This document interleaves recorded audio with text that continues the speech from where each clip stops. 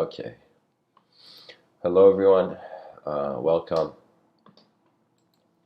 To jump into it, uh, the title has arrived When God Forgives the God in the Void Mirror. And I want the listeners to treat this episode as more poetic and to entertain the ideas rather than playing any sort of belief or disbelief game.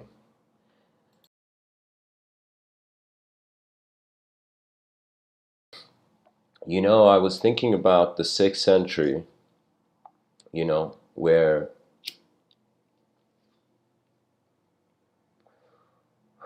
religious ideology, you can say, opened its eyes. And it wasn't just in the 6th century, but I'm saying the monotheistic religions were kind of set into motion. When you think about the notion of God, I thought about it in this sense that when you think about a human being explaining the world to themselves before any sort of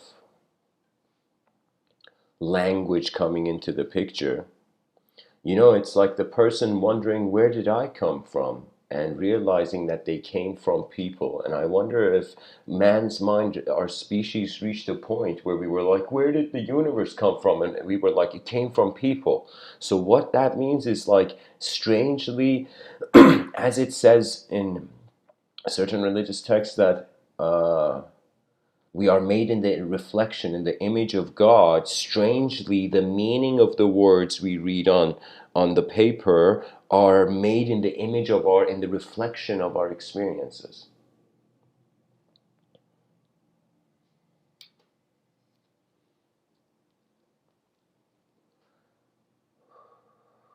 Because we're individuals, it's not too much of a far-fetched idea to wonder if the universe is an individual. It's either the universe is it's either the universe is like us, or we are like the universe. If we are like the universe, we are not here. The universe is here first. The world is here before the self. But if the world is like us, the self was here before the world. All human beings on our planet, in regards to knowledge, it divides between the known and the unknown. Any human being who doesn't understand these two words, it's like you're missing the point of why we are speaking as creatures. Speech is not to brand truth into a moment and be like, yeah, that's what's up, that's the truth of the universe. It's not like that. It's that we are opportunities to generate opportunities. We are unknown movement within known bodies, or a known embodiment.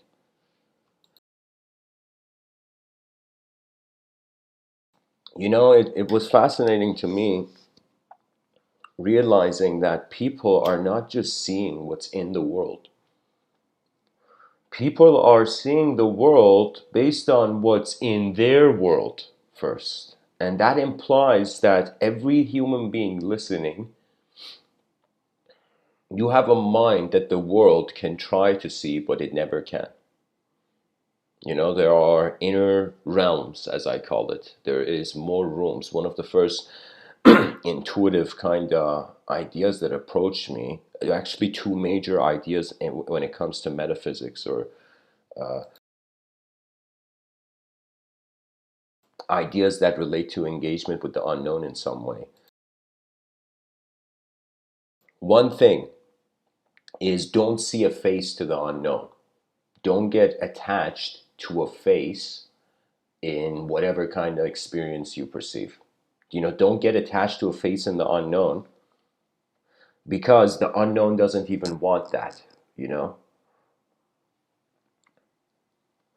What that means is, honor the presence of energy as the whole moment, and don't focus on don't focus on the shape of the idea.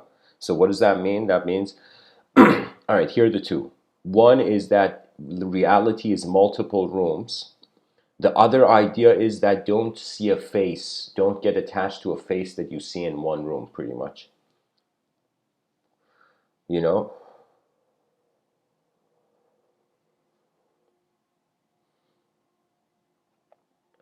This world is strangely heavy, but it is heavy only through light. Sometimes I think about if the visual sensory perception wasn't there, what would suffering be? You know? And I realized it was when I was like young, that there was no sight of the mind. You know what it is? It's like as the person grows older in this world, the sight of the body diminishes a little, but the sight of the mind expands. Your mind is like strangely it's like a container that has no edge.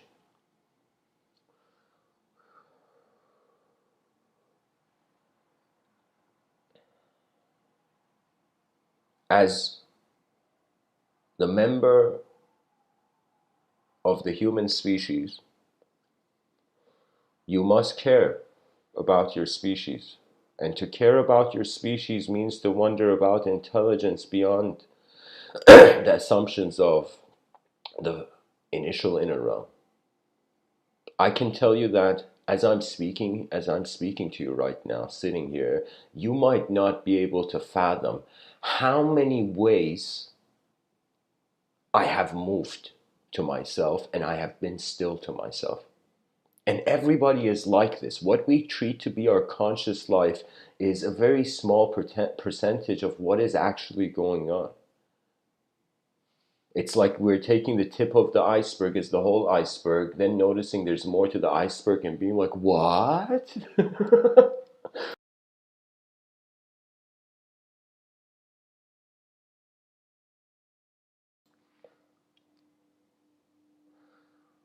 Of course, this episode, there's more of a theological focus to it. But I guess a vision, because usually the titles arise out of me perceiving something in my inner realms.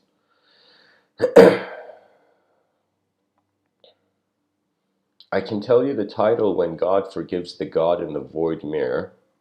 It's like, imagine a human being, and this human being is angry. We have person A being angry at person B. Now, person A is so angry at person B, and person A feels what person B has done is very stupid. Imagine. This is just a hypothetical situation, but let's.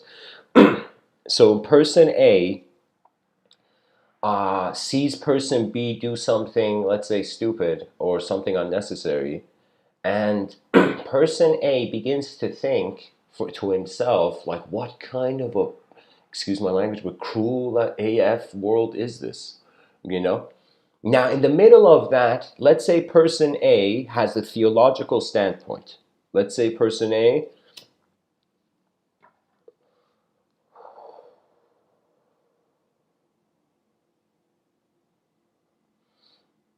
has this notion of God. So let us say that person A and person B it appears as a cruelty of the world. If person A, here's the thing, it's like our enemy is another part of the world if we choose to see one. So what I'm trying to say is, it's like I want you to for a second feel as if before this episode, I'm saying it has a theological context to your listeners. If you're uncomfortable with these ideas, feel free to fly off into another branch. But I'm saying that pretty much I'll tell you, it was a personal experience.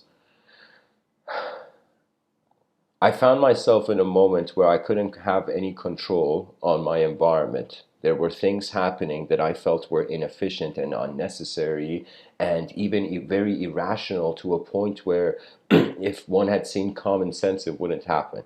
But the event took place, and it was a moment where uh, I felt not only I was a fool, I felt not only the person in front of me was a fool, but I just for a moment felt we are in a world of fools. And you know what that feeling was like? It was as if, from an attributeless view, You're looking at the inefficiency of yourself and your world, and in the middle you're like, oh my God, man can forgive himself, but God has not forgiven himself. Can you imagine a humanity that gifted the higher dimension such a mirror, such an advanced civilization,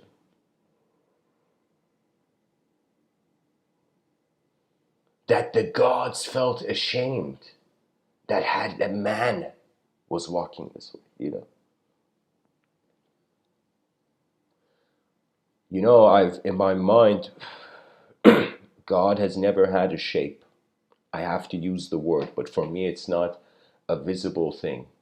You know, even the concept doesn't do it justice. 3 letters, yeah, right. It's you think God is just 3 letters.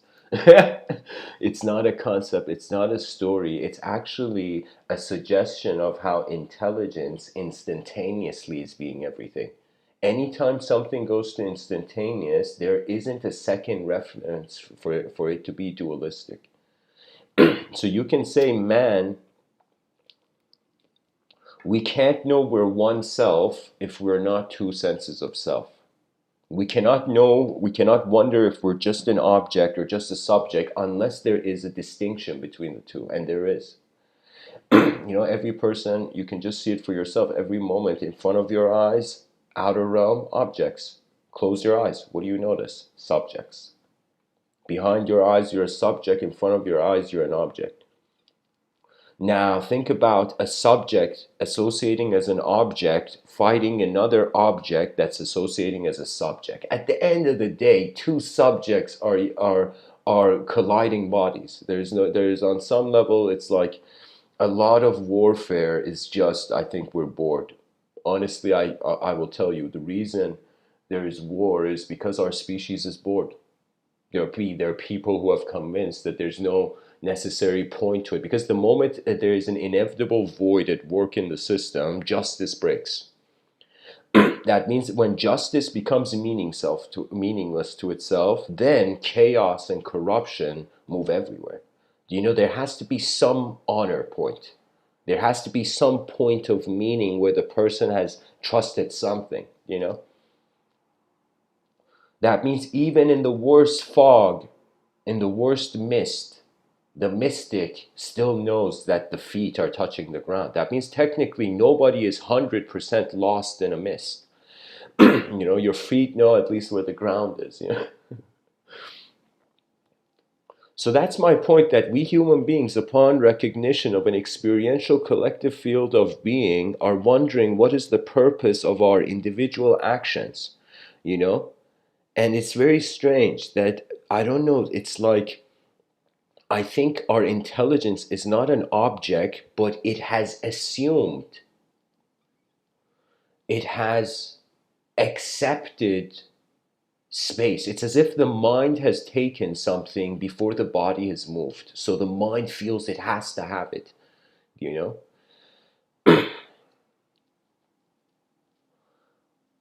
There was this man named Rishi Vyasa in Vedanta. Rishi Vyasa was this royal sage, you can say. He was part of a royal family, but he went to the forest to be a sage. And Rishi Vyasa intuitively piloted, writes 18 books on leaves, known as the Puranas. And I'll share one story from them after. But I'll tell you this. This man writes 18 books back in the day, and he writes the Puranas. After he has written it, he feels incomplete. He feels there is something still off. Something about the great work is incomplete. And it is there that the story says, legend has it, that an angel comes to Rishi Vyasa and says, "Oh, Rishi Vyasa." And Rishi Vyasa, he is known as the incarnation of God in language to some circles, to some contexts, you know, to some people. And so Rishi Vyasa, an angel comes to him, and the angel says, "You will not be satisfied until you write about your love for the truth." And so Rishi Vyasa, after writing these 18 books on the Puranas, on the enlightenment of society through metaphoric symbolism, it's like pretty much the story is like simple stories, but they're metaphor-wise, they're crucial points to society in the Puranas. But the angel says you will not feel complete until you write for your love of truth. And Rishi Vyasa lands one of the most unique texts ever on this planet. He lands the Shrimad Bhagavatam from the void. To some people, Rishi Vyasa is like this kind of has a divine figure, but to me, he was a legendary pilot. He piloted from the inner realms into the outer realms. A book where then it became the Bhagavad Gita. Think of how many people are influenced by that book, the Bhagavad Gita. It's which pretty much is a conversation between an archer and God, you know?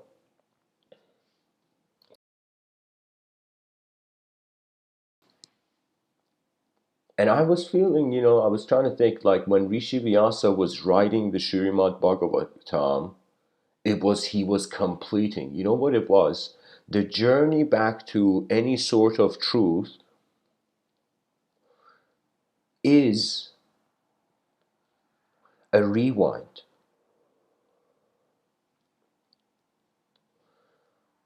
I feel our minds are living lives that our bodies will never be able to speak about. I feel that there is an unknown tenant in the room of human knowledge. And that the word logos, like guys, even way before Abrahamic traditions, you can say, in ancient Greece, there was a philosopher by the name of, what was his name? Heraclitus. He had proposed the idea of the logos, an inner guiding voice. You see, man, as far as we can remember, actually has been in symbiosis with a collective being, with a field.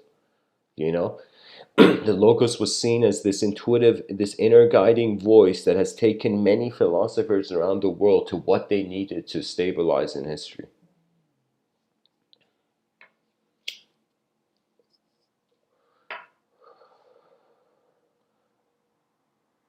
And it's like being angry at your reflection in the mirror. You're not angry at the real self, which is you can't see the seer. That means you can see your eyes, you can see like the reflection of your physical body, but you cannot see the one looking.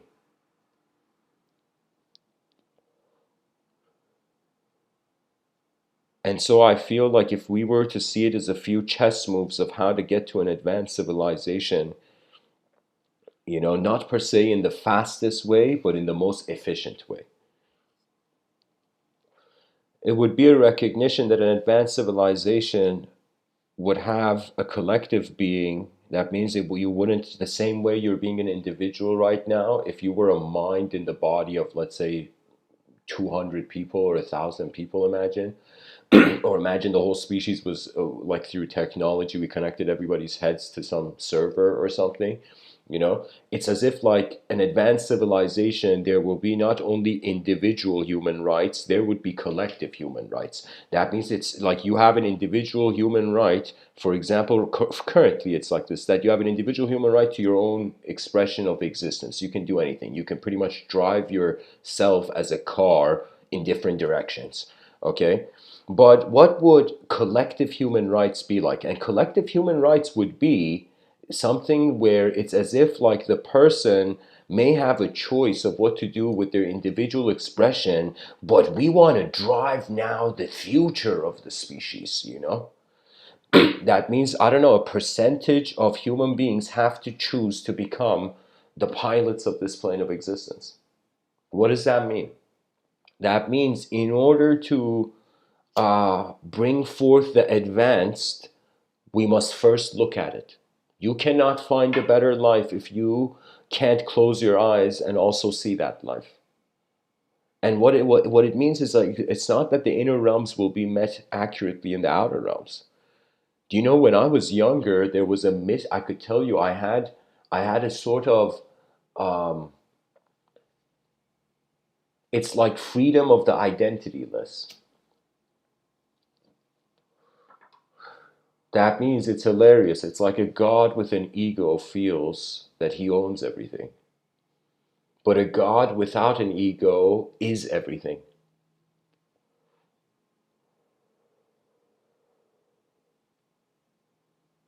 So that's the very fascinating thing, that if we were to treat God as a cosmic mind, unfathomable cosmic mind, and this cosmic mind thought of a story out of nowhere, you know, this cosmic mind thought of a story. Imagine right now you visualizing an earth in your mind. Like you could just close your eyes and from like outer space envision what it would be like seeing earth, you know? So now it would be like, imagine a person from that inside the earth you're visualizing as your eyes is closed, suddenly realizing you are visualizing that person. That would be where man is in regards to mysticism, you know? That means there will come a time where I feel the secular and the scientific community, not per se religion is something I can't even, I'm talking about the concepts, but I can't specifically, like I'm not a historian of it, I don't know.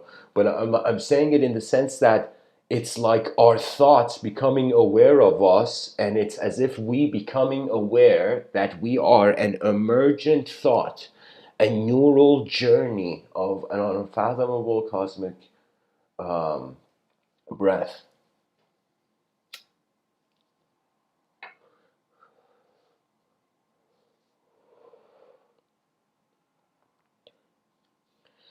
In the Bhagavad Gita, there's I believe it's in the Bhagavad Gita. There's a saying that I don't remember the years, but it's like millions and millions of years of like a god sleeping, the of Krishna sleeping. Like it is millions of 3 days of sleep is equivalent to like, I don't know, 54 like 50 million years of human life. Like it's, you know what I mean. It's literally like we think we're not ants. I remember being a little kid and looking at an ant in the yard. This was in my grandparents' house in Iran. I was like maybe 6. Like I remember looking at just a bunch of ants, and I remember my grandfather came down and opened the hose, and I was like literally in my mind, imagine you're staring at ants and this hose wipes it. This water comes, and it was for a second feeling like a tsunami, you know? And it's our size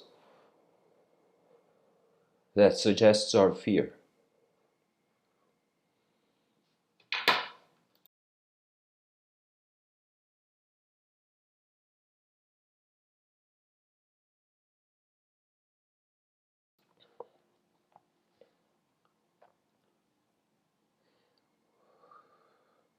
It's like the only way you can forgive chaos is if you see the order there first.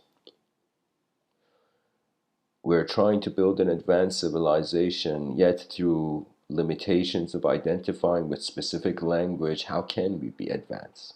You know?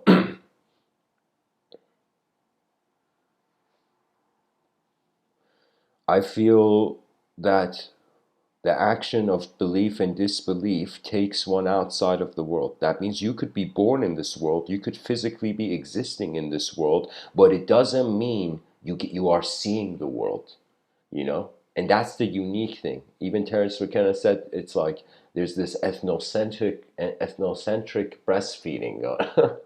What he means is that children are born and like a vacuum, they're just absorbing the environment's lifehood, you know?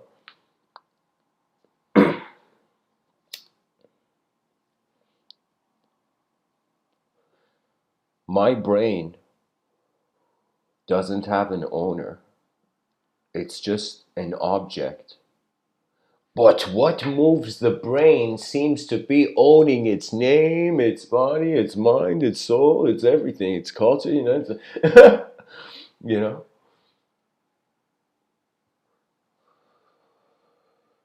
There's this Zen story. This sage is sitting in this grassland. And as the sage is sitting in this grassland, he suddenly attains an insight, as if he's just there for a while and he becomes peaceful and there's no necessarily thought or anything. And in that peacefulness, he suddenly sees that peace doesn't need a reason. That means you can be peaceful regardless of whatever analysis you have. You know, it's as simple as like turning your car lights on before like pressing the gas and driving. It's as simple as that, mindfulness and inner peace. It's literally like a click thing you got to do before actually moving in the moment. It's a speed check. That's mindfulness. You're just checking the speed that your mind is animating in the outer realms. When I am alone, the speed of my mind is very fast. That means I don't necessarily, it's not, it's like if you see, if we have thought thinking, it's going from step A to step B to step C to step D. Let me tell you, those who understand that they're not a thought, there is no step A, B, C, D. It's just A, B, C, D. It's not, how do I say it? It's like, rather than them being consecutive, they are all simultaneously there. That means it's like, I can tell you, our mind is like the eagle flying in the sky. It's observing the whole forest, but our body is like in accordance to a certain branch. Like the eagles come to the branch, on the branch of knowledge, to chill for a little bit and fly back into the unknown sky, you know?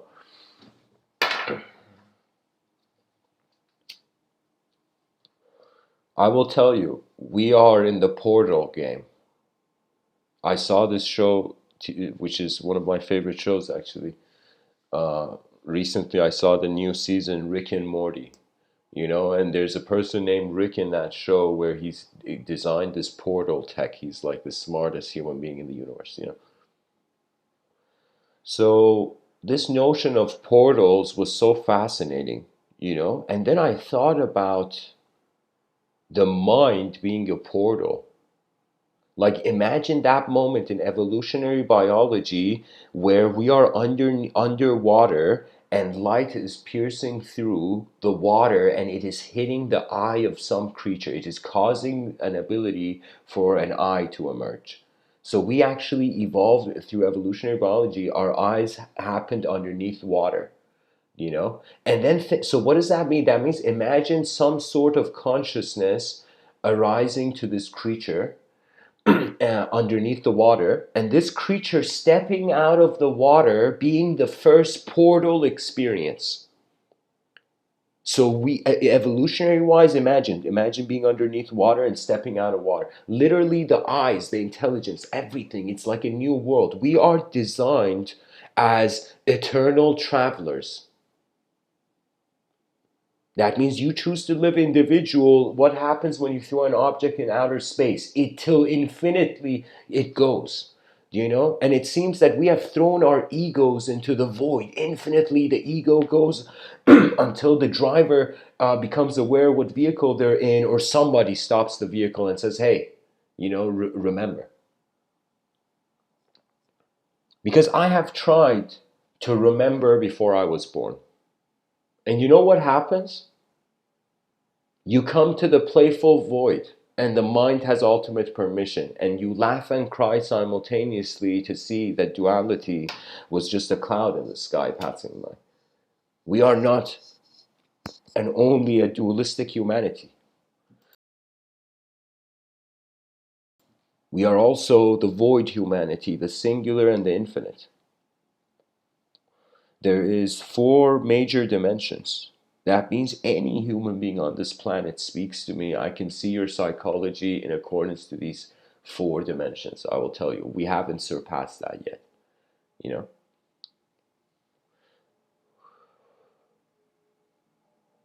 Because the child that is born into the world, just imagine just like you open your eyes every day. I'm like, what is this? Do I have newborn child consciousness every day I wake up? Like I feel new every day? What is this?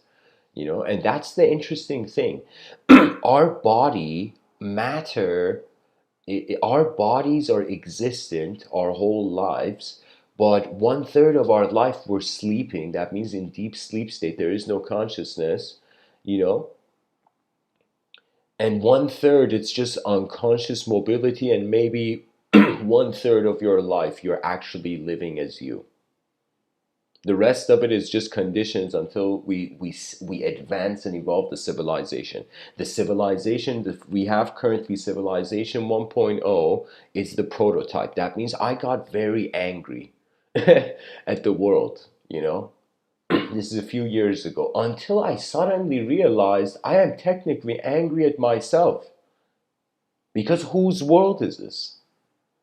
And when I realized that, it's like, oh my God, it's our minds that are accepting the boundary. That means for some people, it takes them a lifetime to forgive themselves. For some people, they forgive themselves because they realize, why should others forgive them if they can't forgive themselves? That means if you don't feel you deserve a better life, why should others care?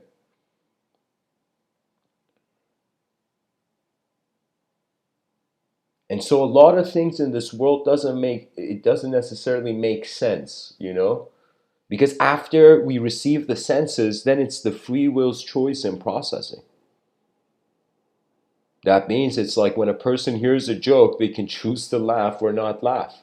There's been jokes I've heard where I have laughed before the joke has finished, and there has been jokes where I've heard it and my face hasn't moved, but inside I said like, "Ha," like it was like a little funny, but not enough to make a laugh.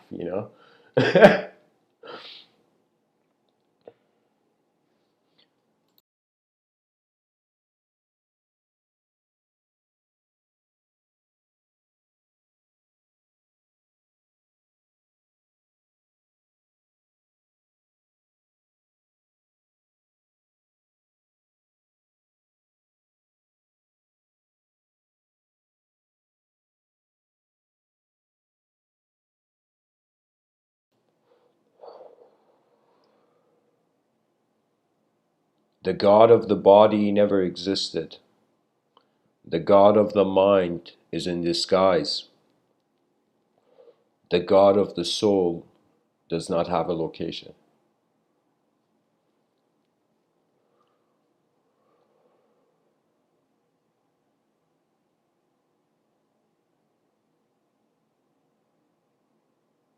When the world becomes an empty page, when the unknown is not only seen, but is accepted, when the person reaches a point where they have an unknown experience and they're like, okay, some things in this world are unknown, they accept the unknown. I will tell you, karma becomes like a river which if your whole life you have been walking against, you suddenly are in the right direction. I am telling you, there are feelings, there are ways we can live in this world where technically it's a ceremony of intelligence. A person's actions and behaviors, I mean, this may be a bit, archaic way of thinking, but it's technically a ritual. We are rituals of behaviorism. Or we become a psychological entity in regards to how we behave. And so mysticism is not for the faint of heart. It is for those warriors in the battlefield who realize there is no way out of this battlefield. So while you're in it, you just march. Do you see what I mean? And when I say battlefield, guys, I'm saying it like as if, like, if you were back in the day alive and you were in the middle of a battlefield with a sword and shield, you would look at the battle and its continuity and its escapability. And if you can't escape that battle, which is, let's say, not your battle, then you must participate. That means either you step out of the simulation, or if you are inside, we have to have a global intent to make this a workstation. The best thing a human civilization can become is a multidimensional airport. And so, as our castles rise into the sky, every infrastructure known to man,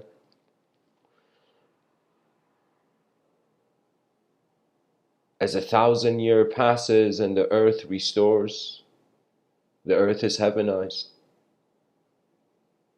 And after a civilization comes to the choice of either endlessly pursuing interstellar individual expansion, or we surpass our individualism. For the first time, we become a human being that karma that was rented by Gaia it's like a rent-a-car. The car has to go back to nature. So the more unnatural the person lives, the less they are aware of their karma. And some person may say, Mr. Within, the unnatural is a concept that came from the natural. So how is the unnatural not unnatural? How is there an unnatural? And I'll tell you, there is an unnatural to man. That means there is a view of what God means to person A, what God means to person B, what God means to person C. And then there's a view where if person A and B and C and all the person of the letters of the alphabet suddenly realize that they are not the absolute, it's pretty much wondering if a letter was conscious, how long would it take for it to realize it's a word actually, like it's inside a word. Let's say we look at the word mind, and that I is an ego, an I thought, Because what we're doing is, from a higher dimension, I am animating words right now. Like language for me is like a two-dimensional technology, and what is speaking to you right now is like a three-dimensional technology, as an example. Just as an example, I'm saying these dimensions. If I wanted to be accurate, it would be like the fourth and fifth is being witnessed from the sixth, and the fifth dimension is the Atman. You can say the sixth dimension is like, Parabrahman. And for Parabrahman, there's no more dimensions. After a certain point, maybe there's more, I would say 7. Let's say Parabrahman is the 7th dimension. In yogic thought, there's a view, there's this view that a person doesn't just only have 7 chakras. Technically, you have endless chakras. Your energy is not separate. But it's that the person can only be conscious of the immediate 7. That means, imagine you were existing in endless parallel realities. In yoga, these yogis found a way to be conscious of 7 parallel realities through one universal mind.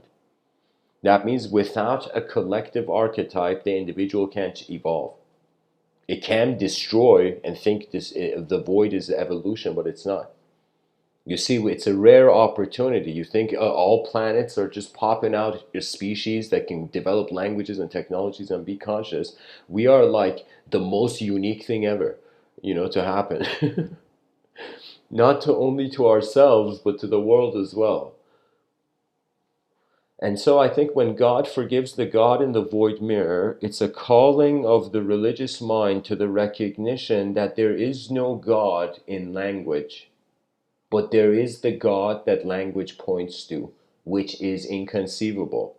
And if there is a God that is within everything, and when you ask monotheistic traditions about what is the soul, it's all the secret of God, the mystery of God. That's why there was blasphemy, which was culturally used as a manipulation tool. But you know what I mean? So what does that mean? That means any human being that has hurt another human being, that has hurt anything, you have technically hurt God. Because if God is here, man is the reflection in the mirror. That means you have to forgive your humanity.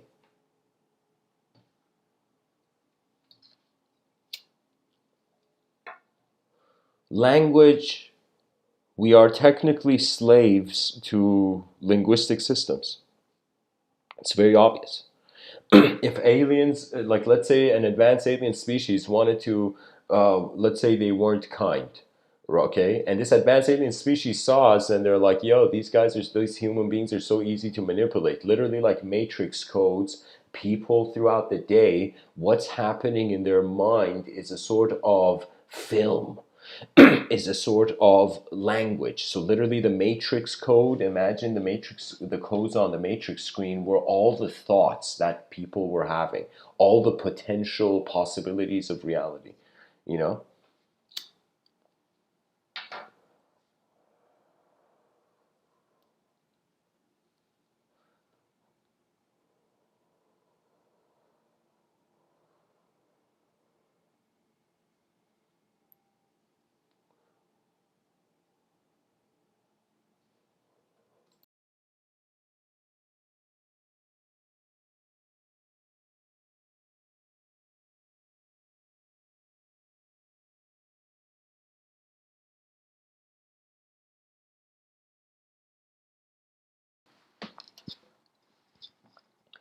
Literally, and being, and if the world is multidimensional and we don't know it, literally there needs to be an invisible puppeteer moving our language and we may be deceived. So unless we stabilize somehow for the average human being a way to identify not as a body projecting a mind, but a mind moving a body, that means once you reestablish your free will, once you reestablish your mind in the governance of your simplest free will, then there's this untouchable thing. Let me tell you, there's something about divinity that when you are simple, there is no authorization for certain things to happen. I can tell you that this world has minds. And what I mean by that is that rhythms. And what people think is God is actually a snapshot of an unspeakable event. We are the unspeakable speaking about itself, realizing it's unspeakable.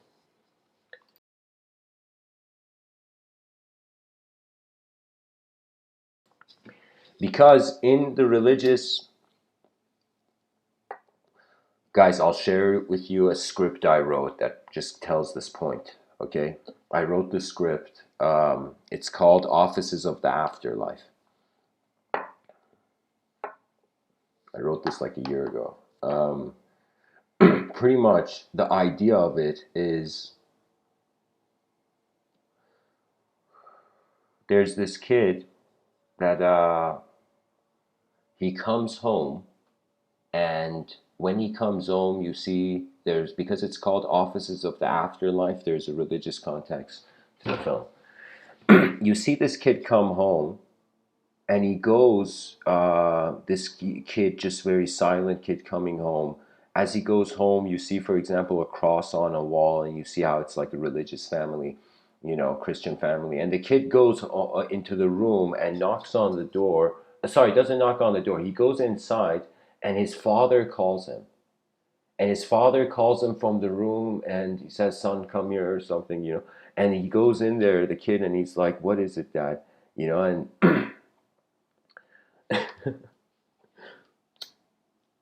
okay, guys, I feel like I'll give the audience an option. I could do something I've never done before and read a script. Technically, reanimate a script, like read a script for you, or continue with the talk. I think most people are going to say continue with the talk, but I want to see, like, uh,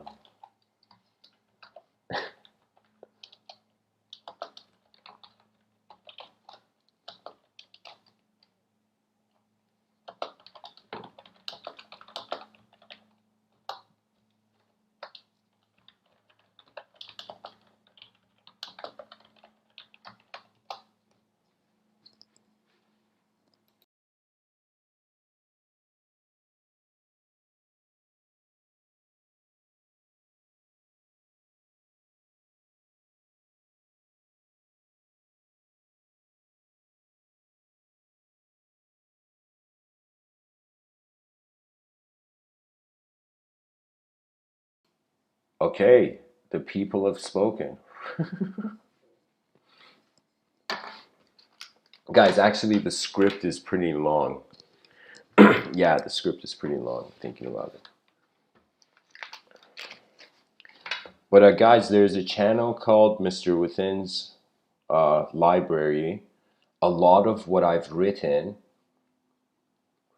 I'm going to share there, actually. So yeah, I guess I'll stick to the talk. I don't know, guys. Pretty much the whole idea is if the person felt they were God and everything else was God and there was something foolish happening that didn't make sense, technically that foolishness is being forgiven by God. God is forgiving God through the illusion of man. You know, that was kind of like the idea.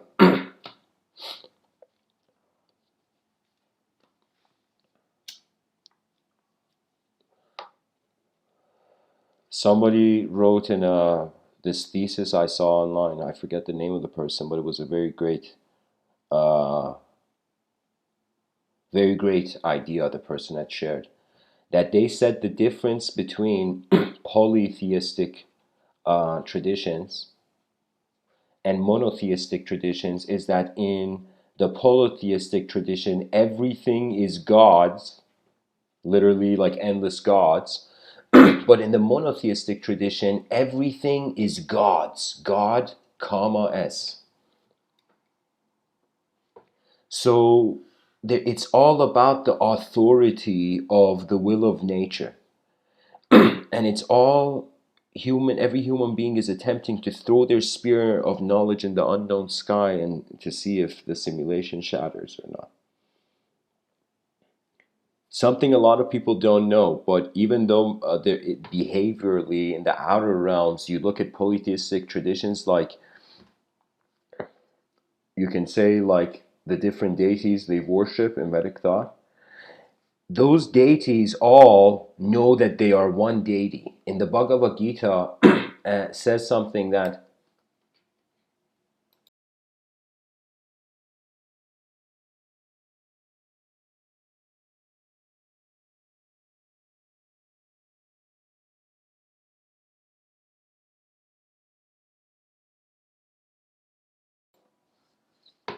guys, in the Bhagavad Gita, it says, if you, this is why I say don't see a face to the unknown.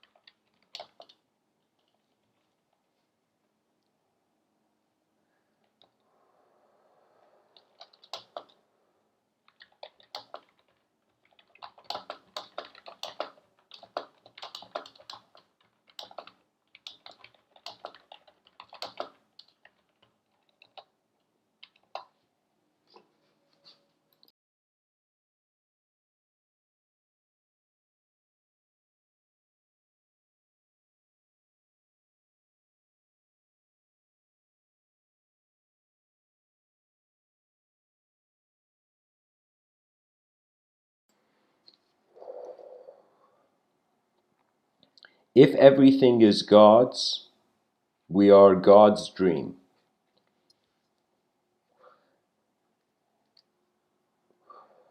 If everything is God's,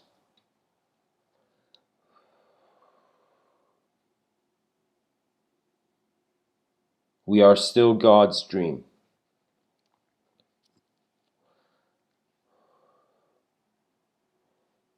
If there are no gods, God is man's dream. Yet it's just an archetypal position, you know? All concepts, they're like an alphabet. I don't know how people don't see this. Every word ever spoken is like artwork in silence.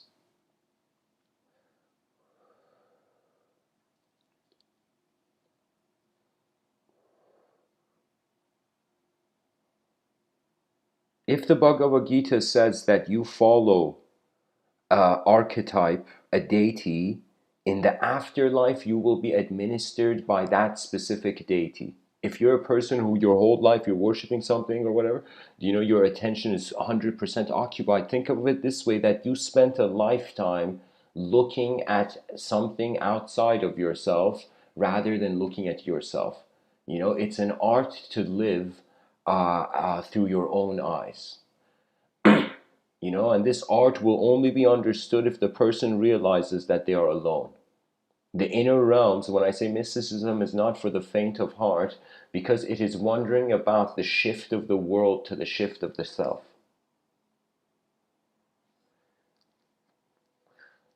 God couldn't forgive. The whole point of the script I wanted to share was that in it, this kid is being interviewed for God to see if he can work in the offices of the afterlife. And God reads the resume of the kid and sees this kid doesn't have any, like, he has done nothing wrong and he's done nothing right. He's done nothing worth living and not anything worth losing. Do you know? And so in the middle of that, God looks at the resume of this kid and says, I'm not like impressed. I don't know what to say. It's like, why should I let you in? And then suddenly this kid bursts and he says,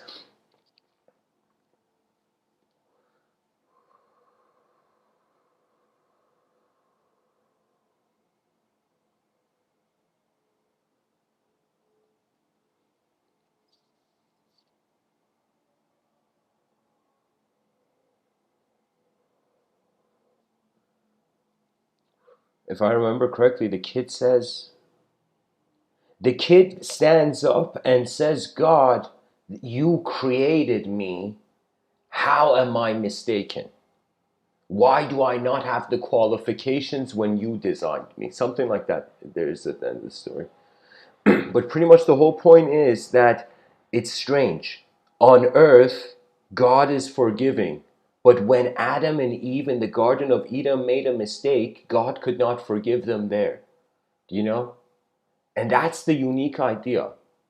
That's the unique idea, that the first mistake had to be made in order for the concept of a mistake, right and wrong, to occur. The first wrong had to happen for there to be good and bad. Or the first good had to happen. Something had to happen, you know? So I think of it this way, that religion is telling us technically we're all God, God's will, you know? That means intelligence is the will of God, you know? That's the religious angle. But what if intelligence and will no longer need to bunker down in a story? What if there is a life waiting? What if there is a way you will one day look at this world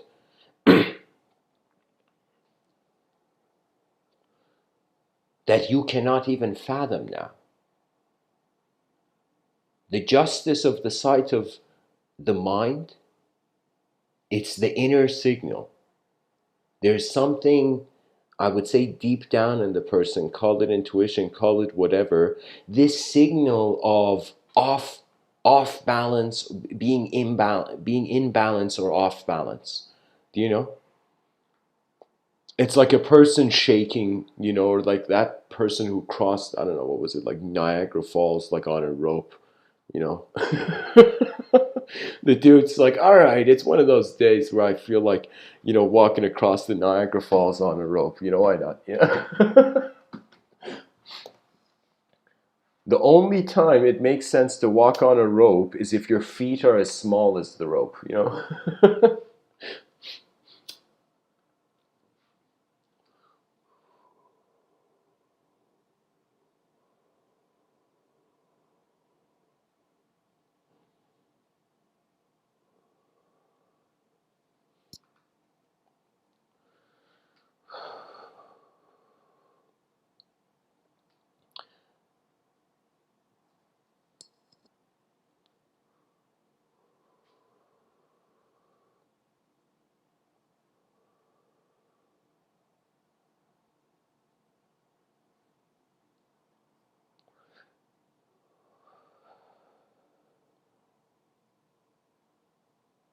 I feel this is like man's or the human being's ultimate evolution. We reach a state as a species where our mind holds a mirror to the cosmic activity. Self awareness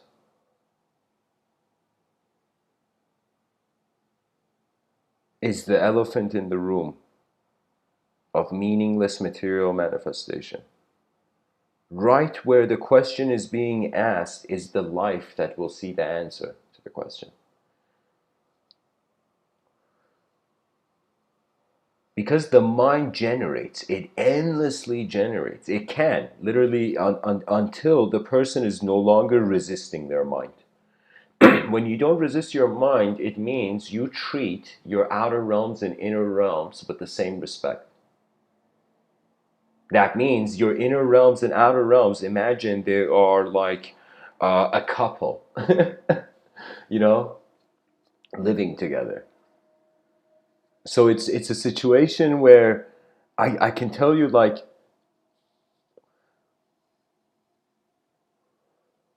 your inner realms have to honor your outer realms when your outer realms are dishonored. And your outer realms have to honor your inner realms. What that means is it's like literally one side of the person's angry and they want to punch, and their same time it's like with the right hand they're punching, but with their left hand has moved quicker than their right hand holding it. That is mindfulness, where you don't let an archetype uh, run out of the inner realms and animate without your conscious awareness. You know.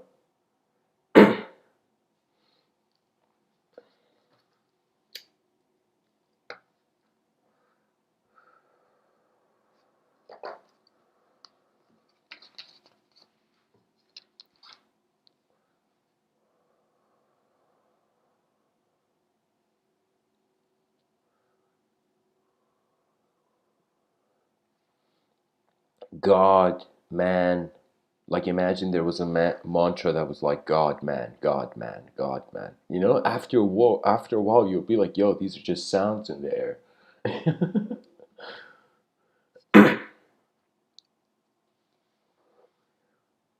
Unknown intelligent minds looking at known non-intelligent bodies. You know, we should stop talking about ourselves maybe as the conscious human being. Maybe we should talk about ourselves of as the conscious human event. We are the human program, and there's many programs. And you can say there is a survival of programs in the void, or as soon as they become conscious that there is a void. You see, like right now, there is a pleasantness to my moment where I am speaking so freely. But if we were like on Normandy in the battlefield and I had to give this talk, it would be a totally different setting. Do you know what I mean? That means first we'd have to find silence before the talk, you know?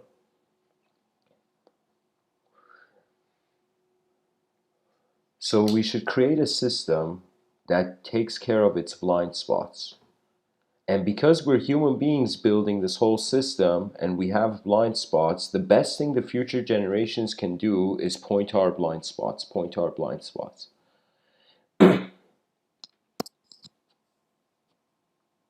You know, imagine a percentage of the population suddenly are like, yo, we've had it with this time thing, you know, and we're like, we're going to be timeless as of today, you know? As if imagine a society, they all destroyed and burned all the clocks. And anybody who asked what time it is was instantly like dismissed. How long would we go until we would suddenly see it doesn't matter what we call it?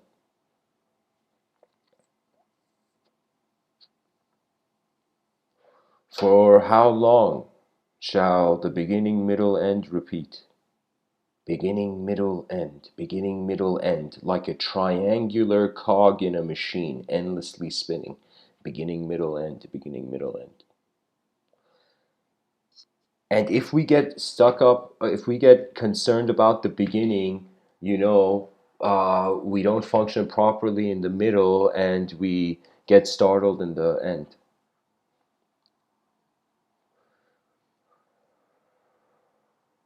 Right now, it's the middle phase in my life, at least.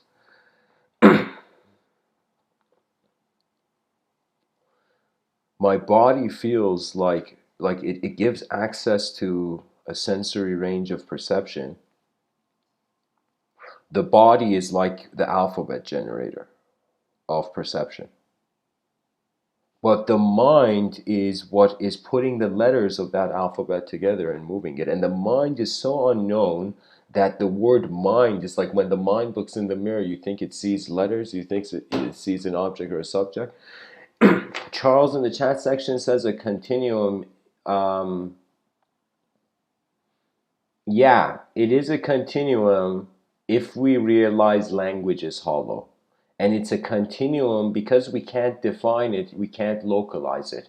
So it's a non-local movement before we were a still particle in it. It's like literally we're leaves thrown in a river of intelligence, and these leaves feel like they are the river. They're like, yeah, like that's our egos, like the leaf being moved by the currents of the river is thinking, because honestly, I've tried this. If you throw a leaf in a river or anything in a river, like you see, like uh, I don't know, like a better example than a leaf, because the leaf can be pushed down, is like an apple. If you throw an apple in a river, you're gonna see that apple as if the apple has a mind and it's dodging all the rocks. But it's not that the apple has a mind, it's the intelligence of the river. So we are here thinking that we are an apple dodging rocks, but it's actually the river that's moving us between everything.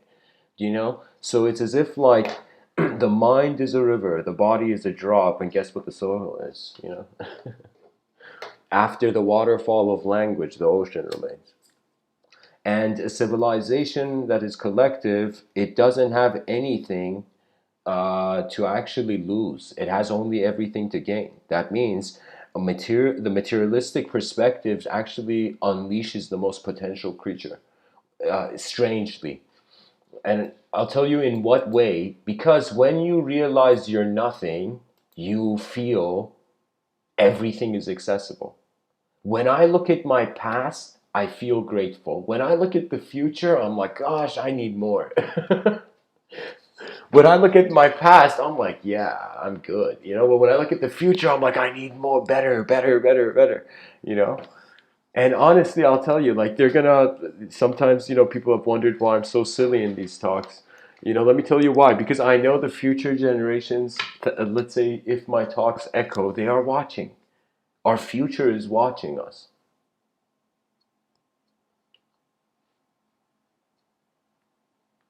But we're so caught in the past that being in the here and now is like the most, you know, uh, it's like for me, I was like, like a materialistic culture had a sort of influence, and I'm like, okay, like let me go check out what else there is to imagine, and and so it's like saw the New Age community, and I'm like, maybe there's something here. Then I'm like, oh my god, so many stories. It's like honestly, sometimes I think mysticism is when the it's like the body and the mind are in such an argument that the soul just comes out and it's like, shut the fuck up. To the mind and body. Like the soul is like, I'm trying to sleep here, god damn it. And so that's what I'm saying. Like being a mystic feels that way. Feels like you're just, flowing as knowledge. There is nothing necessarily to hold. When you realize like your hands are empty, you laugh at everything you thought you held. Sri Ramana Maharshi, he says a sentence where I remember first time I read it, it made me smile, but later on I remembered it, it made me like incredibly like get on the borderline of silly existential panic attack. Because let me tell you, you panic until something in life reminds you that you are not thin air. You are an embodiment. In certain cultures, they entertain a different kind of, they consider a universal story where even though it's a person living a lifetime, but it's also this like kind of unspeakable transmigratory soul between lifetime to lifetime. So in Vedanta, we have again the individual soul, Atman, and the Parabrahman, the collective soul.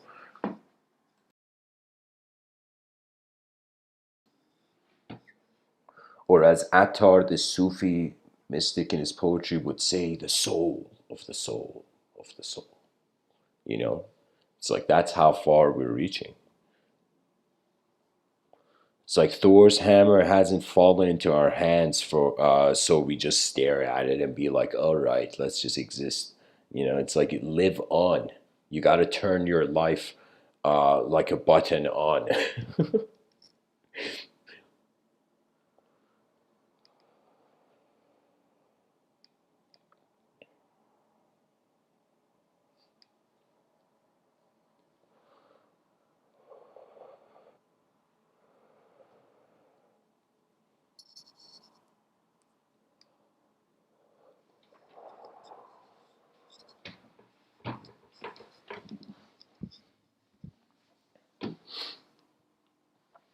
There's a story about Gandhi. I don't know why I'm bringing Gandhi into this, but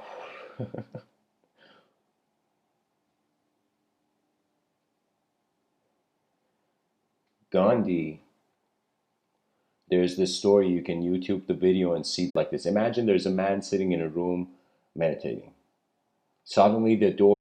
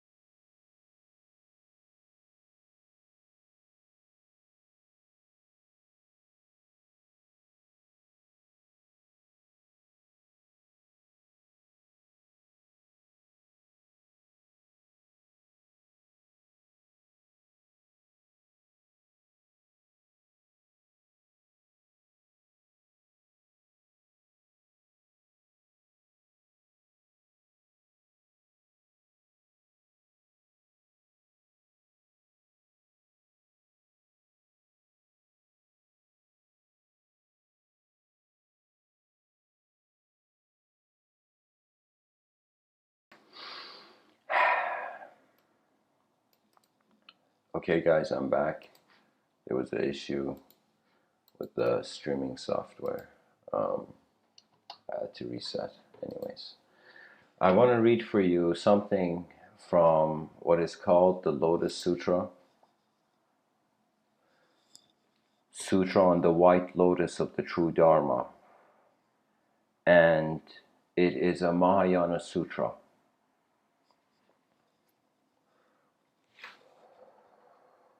from a branch of Buddhism. So I want to read some quotes from inside this text, the Lotus Sutra. Let me tell you the date.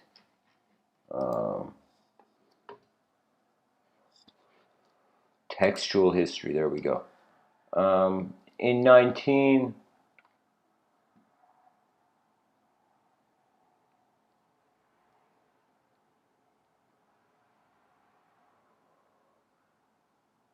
From the 1st century BC.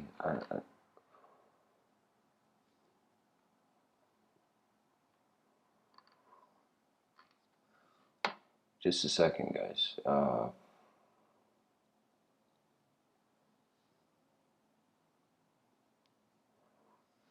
Okay, so pretty much for certain for certain Buddhist perspectives, the Lotus Sutra has the final teachings of the Buddha in it. You know, so it's that kind of book, pretty much. It's date. Yeah. Anyways, it's an ancient book. Anyways, let's see. The Bodhisattva, who listens to the sounds of all the world with his magnificent spiritual power, confers such abundant benefits as these.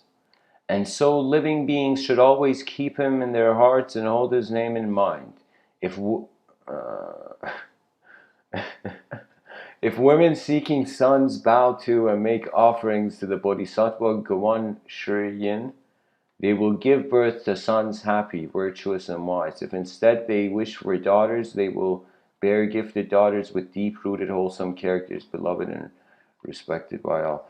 Oh, guys, maybe this is one of those happy ending texts. Hold on, let me...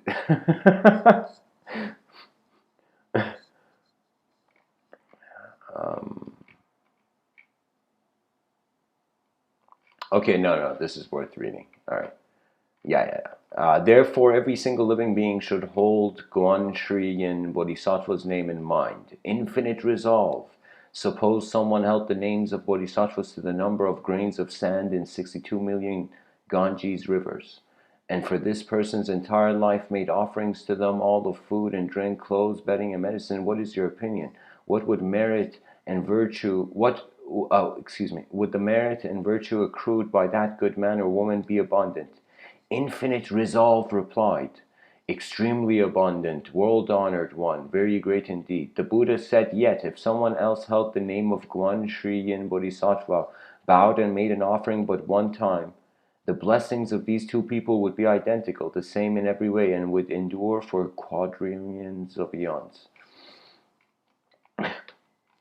I think like like some things can, it is possible some things can get lost in translation.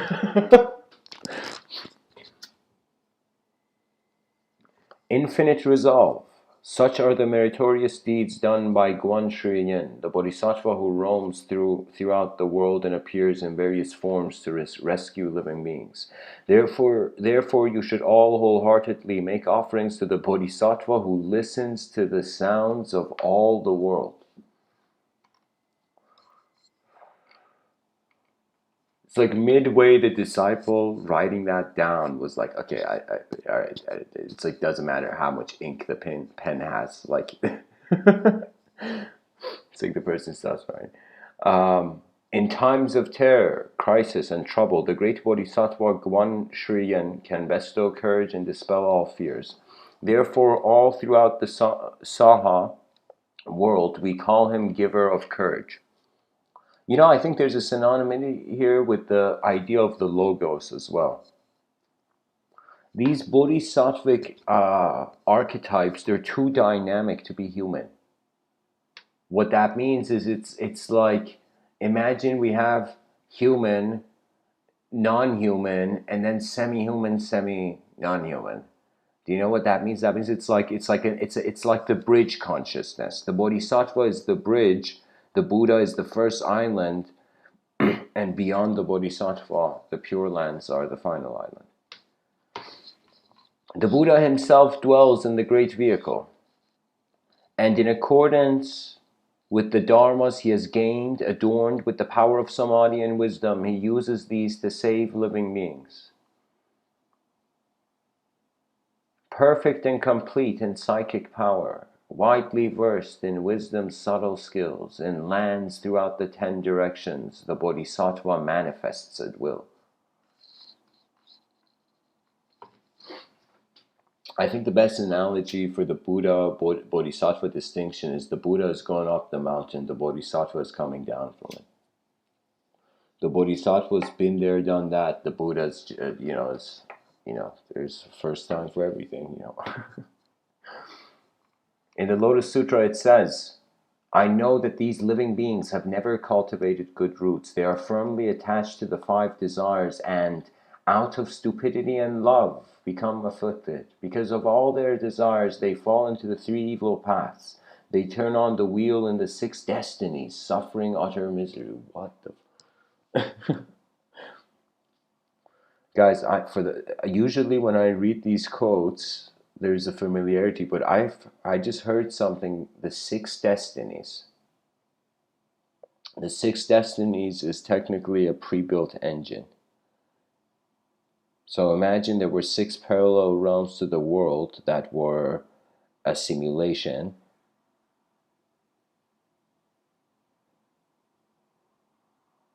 And those 6, if they were 3 evil paths, they fall into the 3 evil paths. Let me tell you, the whole thing is the notion the Buddha had, guys. I mean, of course, this Lotus Sutra is more from a, it's a,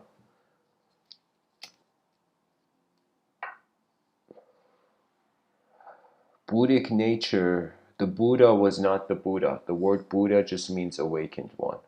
The actual person's name is Gautama Siddhartha. But the reason they called him awakened one is because the being had noticed that the only thing that doesn't suffer is the whole moment.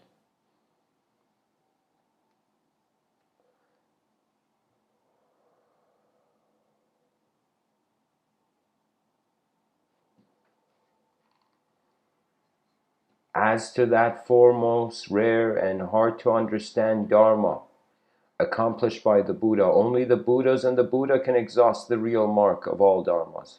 That is to say, with regard to all Dharmas, the suchness of the marks, the suchness of the nature, the suchness of the substance, the suchness of the power, the suchness of the function, the suchness of the causes, the suchness of the conditions, the suchness of the effects, the suchness of the retributions, and the suchness of the ultimate equality from beginning to end.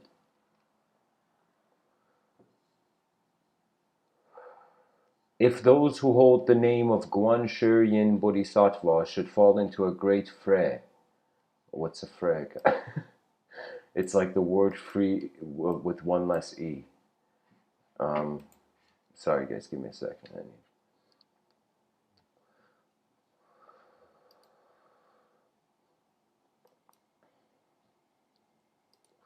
I need to check the Outer Realm archives.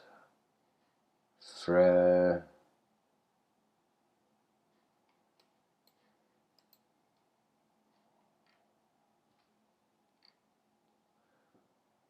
Yeah, I have no clue what this. I think there's.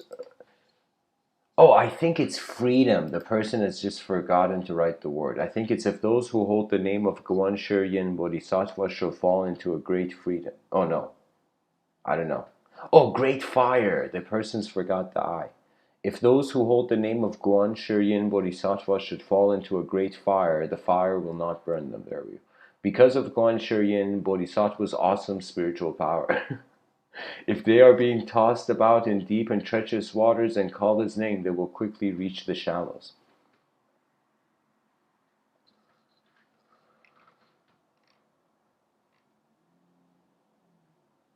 Guys, there's a branch of Buddhism called Pure Land Buddhism. Let me see if I could find something, some quotes from there. There we go. The Sutra on Praise of the Pure Land and Protection by Shakyamuni.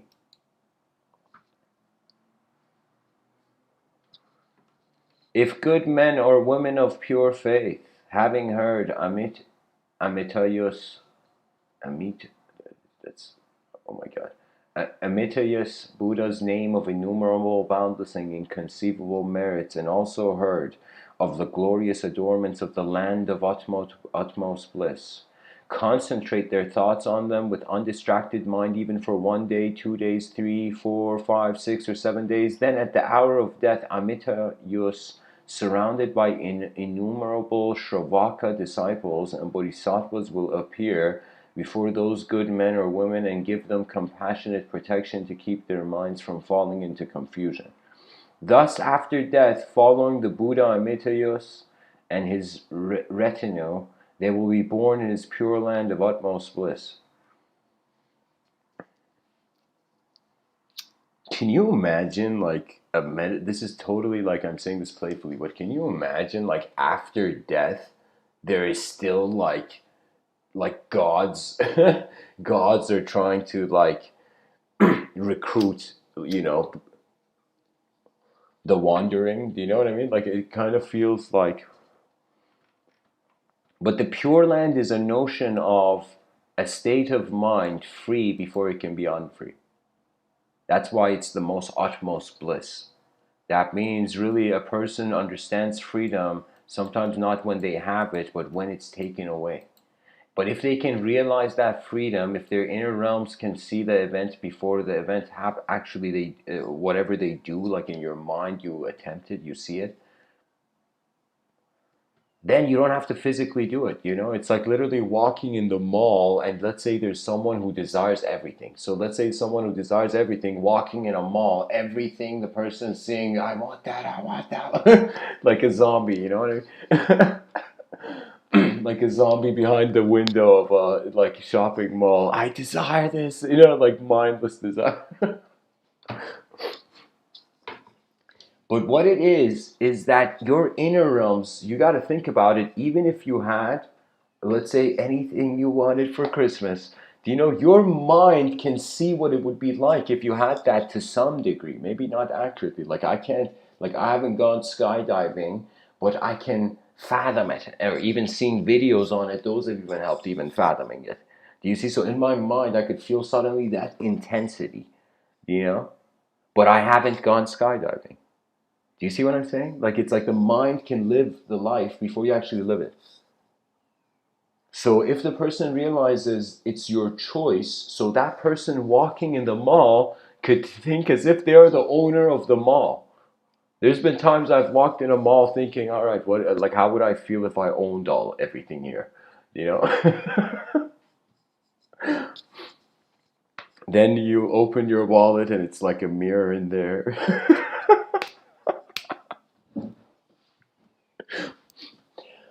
Anyways, to continue with the Sutra on Praise of the Pure Land and Protection by Shakyamuni, this ancient text translated by Hisao Inagaki.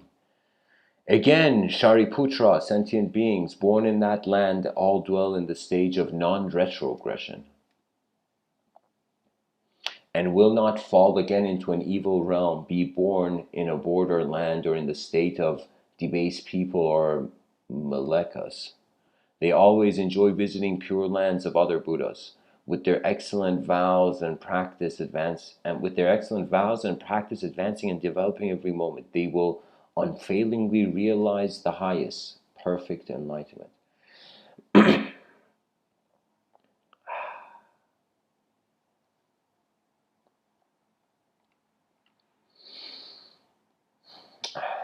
These ancient texts make one mistake. And it was an unavoidable mistake because they had to relate to the person. So I feel enlightenment is not for an idea. You're not a personality. It's a state. Actually, you realize your whole life you've been watching attributelessly all the attributes of what meaning has been for you in the moment. It's like when you realize that, you're like, no way. It's like I've been the awareness same time as I've been the body in the awareness. You begin to that's when conscious existence becomes bliss.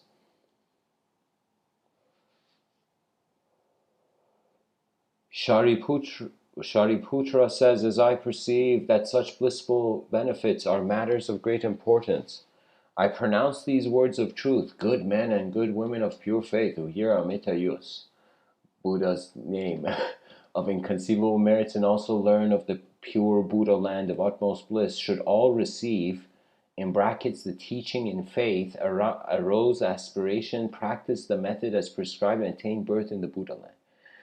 Oh, again, it's like a battlefield instruction. Guys, there's a text called the Diamond Sutra,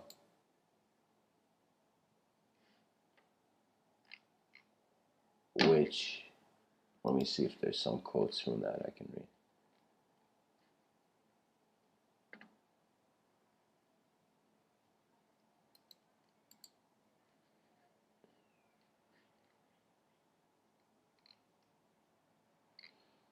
Okay, actually there isn't that, but there's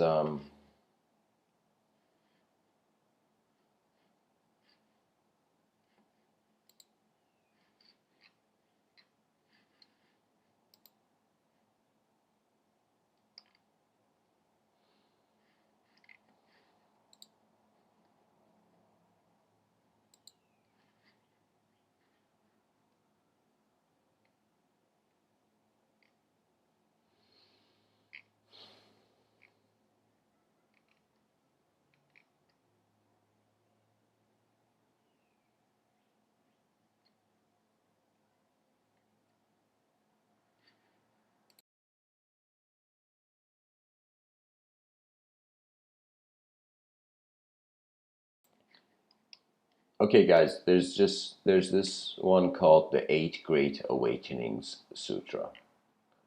You know, just some light reading. You know, the world is impermanent. Countries are perilous and fragile. The body is a source of pain, ultimately empty. The five skandhas are not the true self. Life and death is nothing but a series of transformations, hallucinatory, unreal, uncontrollable. The intellect is a wellspring of turpitude, the body a breeding ground of offenses.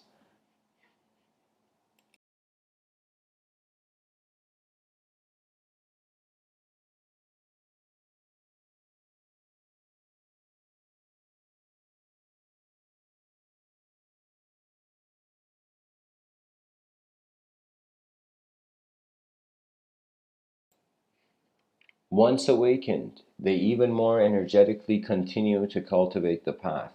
Steeping themselves in kindness and compassion, they grow in wisdom. They sail the Dharma ship across to Nirvana's shore, and then return on the sea of birth and death to rescue living beings. Bodhisattvas apply themselves and deeply appreciate study and erudition, constantly striving to expand their wisdom and refine their eloquence. Nothing brings them greater joy than teaching and transforming living beings. With unflagging vigor, great people break through their afflictions and baseness. They vanquish and defeat the four kinds of demons and escape from the prison of the five skandhas. The skandhas are the senses. So they vanquish and defeat the four kinds of demons and escape from the prison of the five skandhas. From my personal view, the four demons are like you could see the word for dimension, you know. You gotta anyways, let's continue. Bodhisattvas practice giving. They treat friend and foe alike. They do not harbor grudges or despise immoral people. Our minds are never satisfied or content with just enough.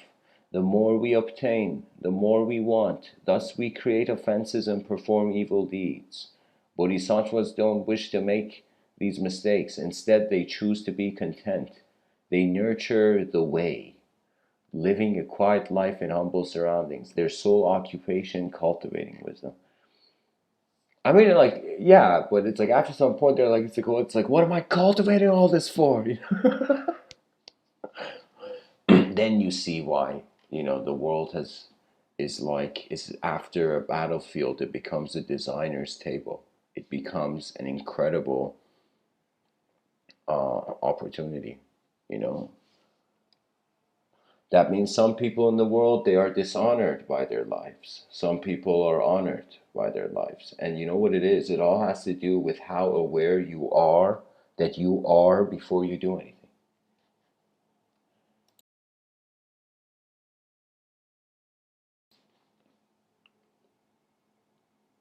So, anyways, too much desire brings pain. Death and rebirth are wearisome ordeals originating from our thoughts of greed and lust. By lessening desires, we can realize absolute truth and enjoy peace, freedom, and health in body and mind. You know what it is? It's like the person opening, like, their front door and seeing a bunch of desires on their lawn, and they're like, "Get out of here, you desires!" You know?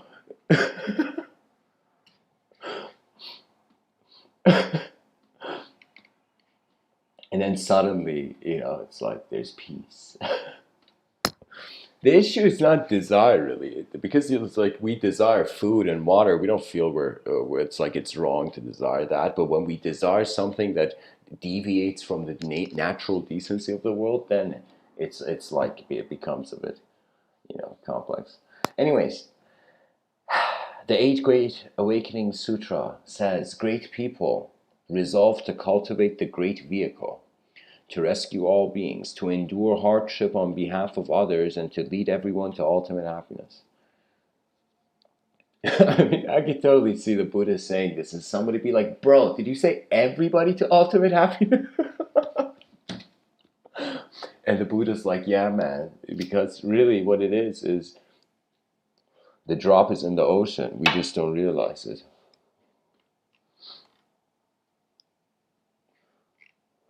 So I guess that's for the quote tunnel, guys. I mean, we've been here. I feel like we've been here for like eons in this quote tunnel. So the whole point of me sharing the ideas in these texts really is to show that we have lived as a way more multidimensional self-conduct than before. There is a there's something to life that it's like you can think of it as much as you want, like a Rubik's cube, attempt endless algorithms, but at the end realize it's like a natural event. Like it's like the person plants a seed, and it's like wanting to suddenly wake up the next day and see a tree there. You know, it's like it doesn't. It's like nature is a journey. I will tell you, those who understand this quicker, your stress and suffering in this life vanish. Actually, your suffering evaporates like, as some sages have said, melting snow in the morning sun.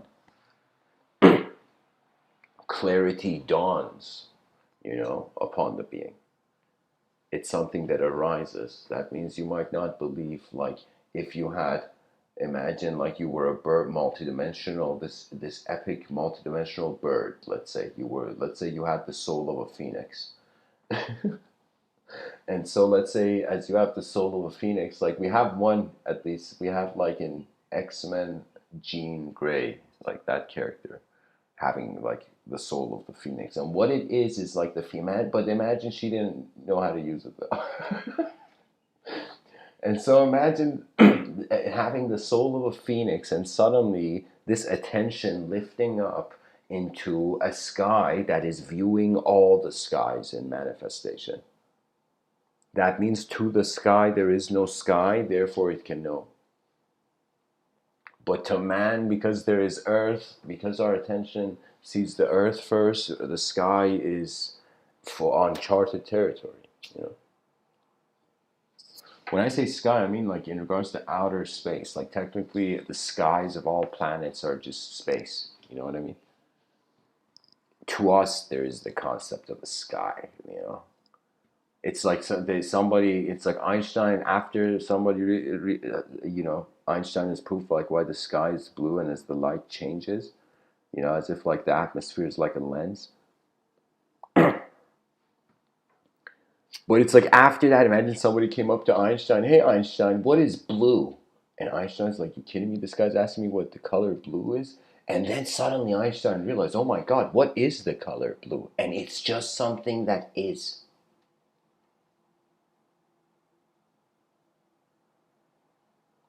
Welcome yourself to the Pure Lands that are not a location.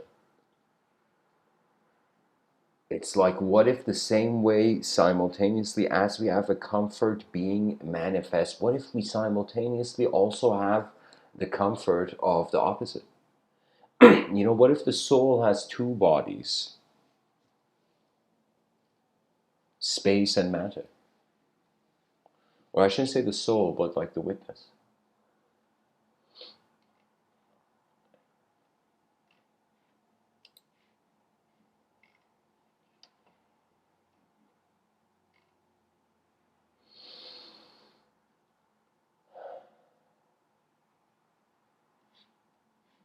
The poet Rumi says, out beyond ideas of right doing and wrong doing, there is a place. I will meet you there. And when the soul sits on that grass, the world is too full to talk about. You know what that means? That's the Pure Lands. That means there is a state, there is a way of being alive where it's not the good and bad is the point. It's that beyond the linguistic simulation is an incredibly peaceful, pure abode. That means our minds, let us say there is, I will say it, at least in my vision, there is an inner sky. And that inner sky, after you go through a certain part of it, the atmosphere, you suddenly come to a place where it's like outer space. This elegance of this sight as the whole moment of being. So it's literally like, just to end it off, guys, to make sure I get this point shared. Shri Nisargadatta Maharaj, the sage, he says, first the I am myself comes, then the I am myself leaves, then the I am all comes, then the I am all leaves, then the I am comes, then the I am leaves. Then nature is. So when you actually simply look at how nature is being, you find that state. The person has to stop masking their true nature with a story. And I will tell you, karma is like a vehicle that the moment you step out of, you realize it's as if it's been your choice all along. People are willing to express themselves through various archetypes. It's like, literally, I've had so many moments where people have spoken to me, and I've literally, my mind is like literally scrolling down, like as if my inner realms was like a web page. I'm just scrolling down for all the other types of ways I can respond. So the mind creates probabilities, and the free will chooses out of those probabilities. And if a person chooses to vocalize their inefficiency, it echoes. It's like the worst thing that can happen to civilization is it doesn't progress, and we feel just miserable in it. It's like, enough with this misery and suffering. It's like, build the advanced civilization.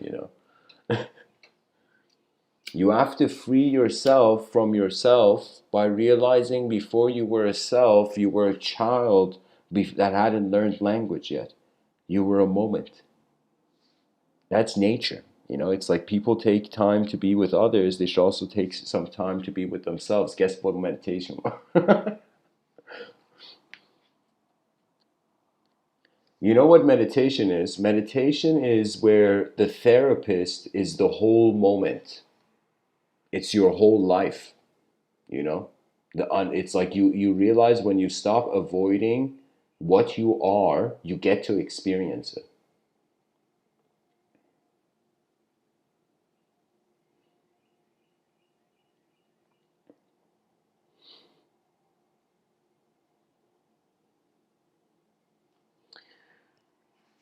When God forgives the God in the void mirror, beyond the linguistic simulation, there's various ways we can live. Choice is based, it's like we're even choosing the options before we choose one of the options. You know what I mean?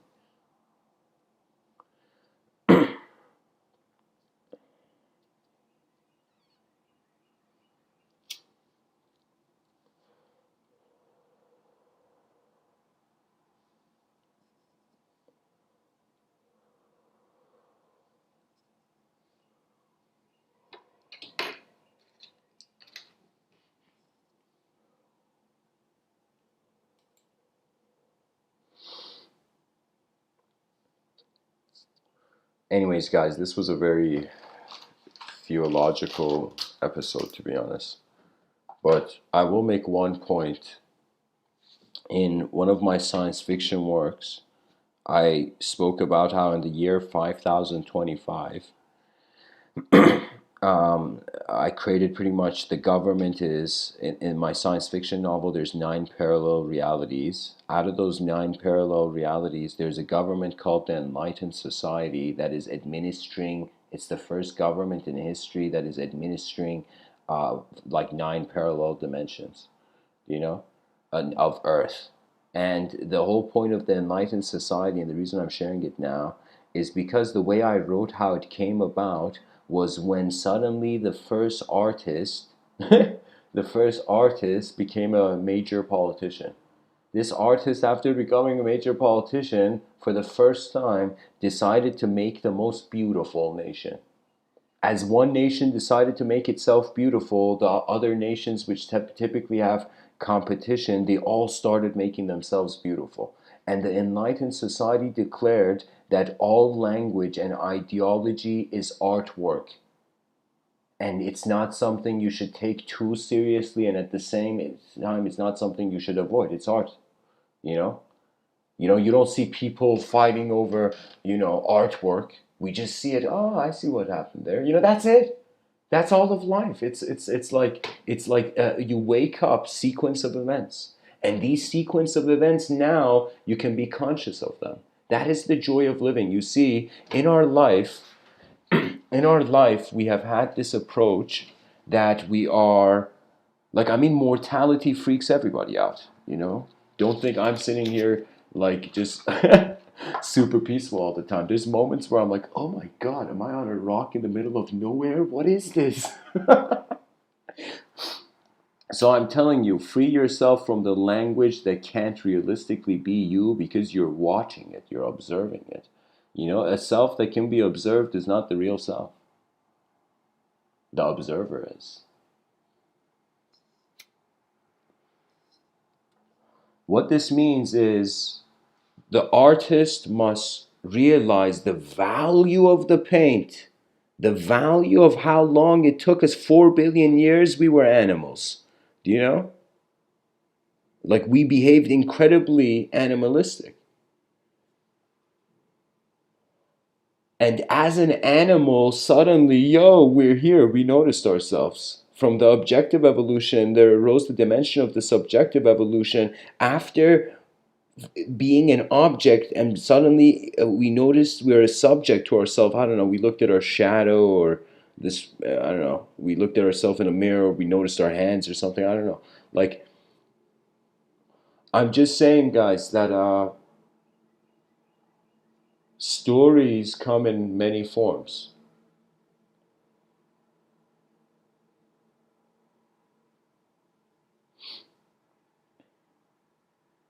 It's just that it's like, if we behave like a savage, violent animal in society, then what's the point of evolving? The value of our evolution is us realizing now we need to live more as minds. That means it's like when you see people, they're like, their ancestors went through how many levels of life genetically for the person to be here, you know?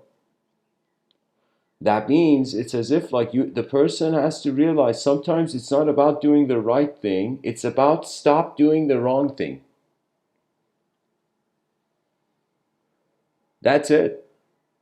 Because the whole point of it is consciousness. 4 billion years evolved, ta-da, now we can be aware of ourselves before we do things. If we're not aware, if we're just unconsciously living, sometimes it's good to go explore, like having a release, uh, a pressure position to the day, a pressure point to the day, a release point to the day. Do you know? Like, those are fine, but I'm telling you, it's like, what's the difference then from being an animal if we don't implement our free will?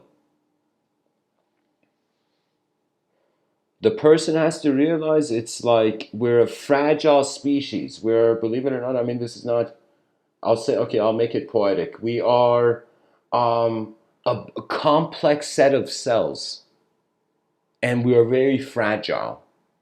And in our minds, we feel bulletproof, we feel eternal. But when we look at reality and when we actually come to Earth, we see a system that is updated in accordance to a certain prototype. That means it's like there's times in life where the person has to realize they're not a shape. You're going through various shapes of yourself. That means it's like when somebody asks you who are you, it's like if you tell them who you were 10 years ago, that's still a correct answer. If you tell them who you think you are now, that's a correct answer. If you tell them who you think you'll be in the future, that's a correct answer. Do you see what I mean? So the mind has to be tamed. And there was this one thing in Tibetan Buddhism where they would say, unless you conquer anger, your enemies will be inexhaustible.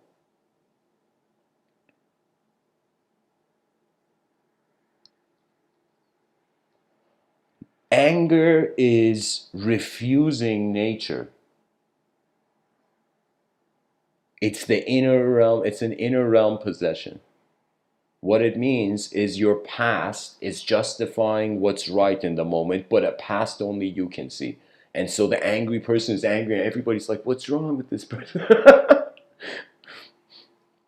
For me, I've been in moments where there's been anger, and what I do is I watch like a film. When I see an angry person, I just watch them.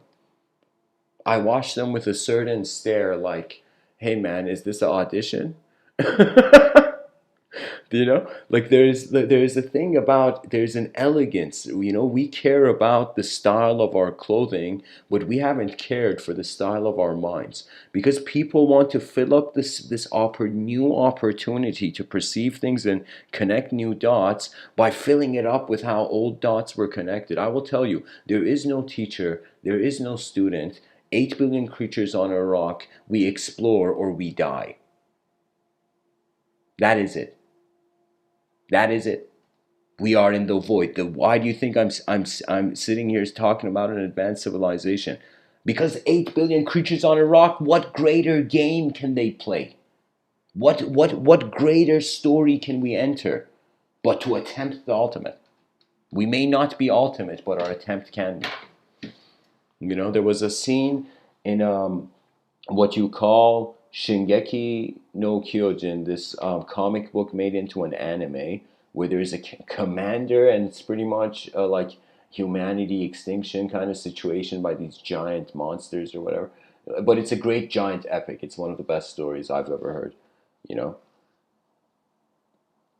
but anyways, there's a character in this show named Commander Erwin. And Commander Erwin looks at there's a soldier, and this soldier who's a new recruit, and all the veteran soldiers have died, and everybody's pretty much gonna die. But Commander Erwin has this strategy, and he's gone there, and he's telling the soldiers, get ready. And suddenly one of the new soldiers, is so paralyzed with fear that he just shakes, and he's like, is it all meaningless? Like something like that. And Commander Erwin, the whole show's in Japanese, but I would recommend you see the sub version of it.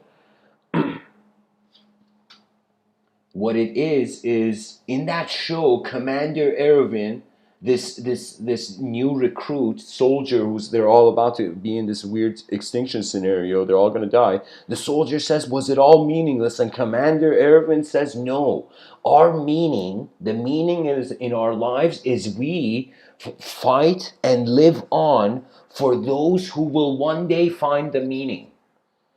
That means if your eyes haven't seen the truth, don't worry. It's like live for those who will one day, you know. So that was the point of it, right? Because here's the thing. If the person believes God is a man-made idea, then any relationship with that idea is a relationship of man. So we're reaching such a cool mystical point in history where it's like, man, we're like, yo, is the idea of man-made?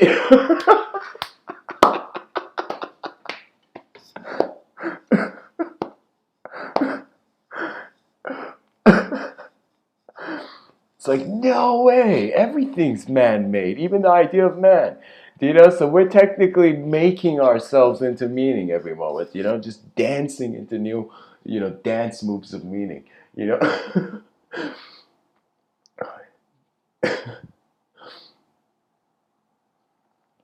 I will tell you guys this story. Keep this story in mind, folks, and I'll make it the last story for tonight. For those who want to continue, the Discord server is there available.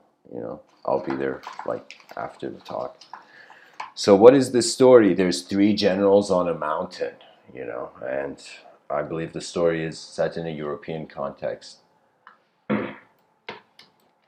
These 3 generals are sitting at a table, drinking heavily. And they're very intense personalities, all 3 of them.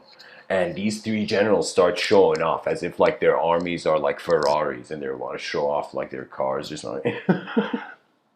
And one general, and they've taken so many, they've been heavily drinking. So it's been a point where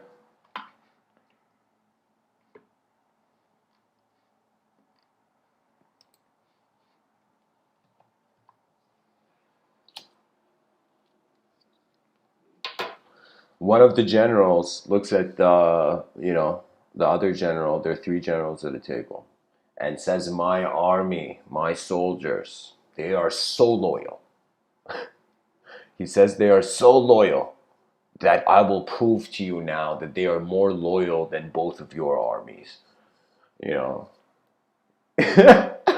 Pretty much it's a general being like, your armies are nothing compared, like your soldiers are nothing compared to my soldiers, And so keep in mind, the second soldier the second general is intrigued, but the third general is just quietly drinking, So the first general says, soldier, and the soldier just runs in. He's like, yes, sir, and he says, soldier, I want you from the edge of this cliff. And keep in mind, they're in the mountains, like 3 soldiers, 3 generals with different armies, set in the mountains, just stationed there waiting, So one of the soldier that's been called forth by the first general comes and says, yes, sir. And the general's like, okay, I want you to see this cliff. I want you to jump from this cliff to the other side of the cliff.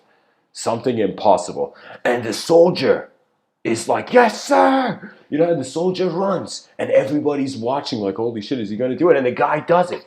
He jumps and he can't. It's impossible, the task. And he falls down into the canyon and dies or something. And the soldier and the general turns back to the other soldiers laughing and being like, you see, he knew he would die, but he did it. Like, that's how that's how loyal my soldiers are,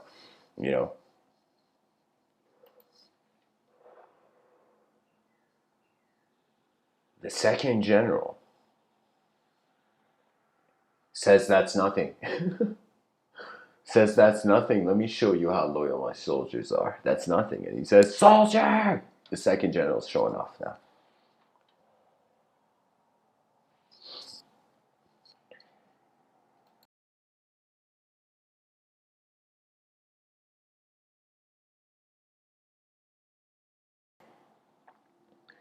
The soldier comes to the second general's soldier or whatever comes.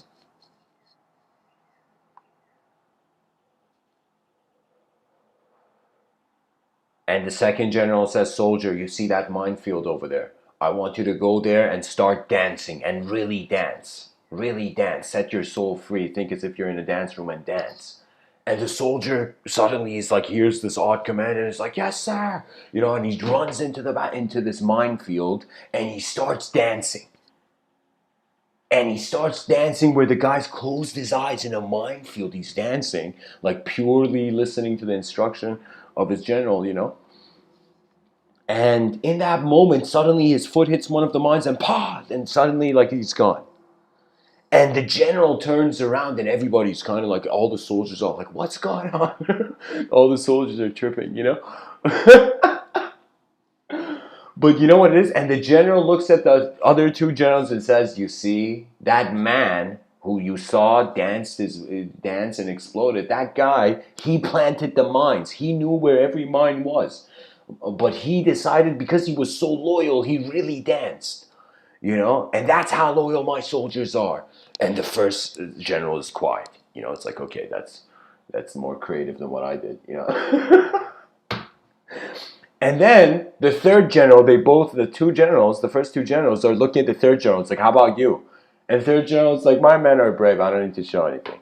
You know, it's all good, you know. And he's just drinking. The third general is like trying to like not engage the situation, so he's just drinking, you know.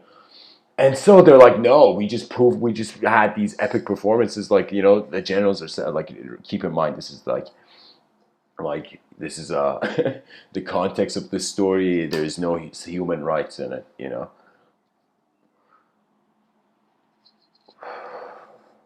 At least the soldier's will is in the commander's will. But anyways, that means the soldier's karma is the commander's karma. But anyways. So what happens is both these two generals are looking at this third general and they're like, how about you? You know?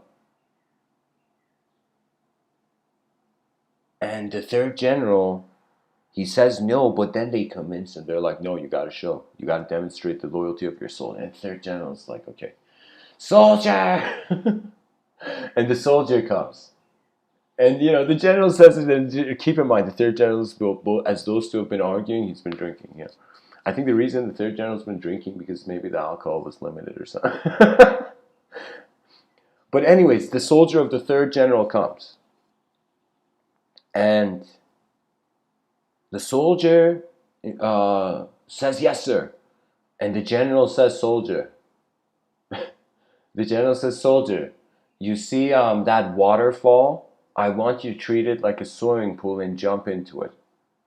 And the soldier, there's a pause. And everybody, even the soldiers from the other armies, are like, what's going on? And they're all looking. And the soldier looks at the general and says, I'm not going to do anything stupid like that. And the general looks at the third general, looks at the two generals, and he's like, that's true bravery. That's true loyalty. You know? Sorry, it wasn't the theme of loyalty. It was bravery. Like they were trying to compare how brave their men are. Sorry, not the loyalty of their men. I mean, it could be synonymous to some degree, but like bravery, right? So that's true bravery. You use the intelligence you have. You observe. Process. You observe, let your mind act, and your body act, pretty much.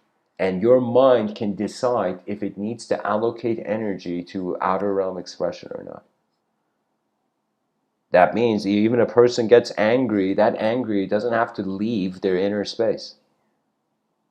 That's what it means to hold your hand before it makes impact. You know, you hold your own hand. You prevent your own attention from descending. It's a maintenance thing, this life, you know. So anyways, guys, I hope this episode was helpful. I'll be in the Discord section for a little. There were some questions asked.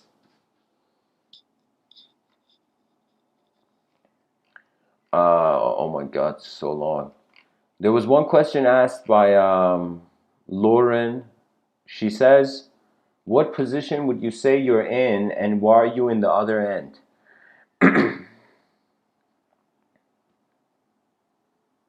And when you say, okay, so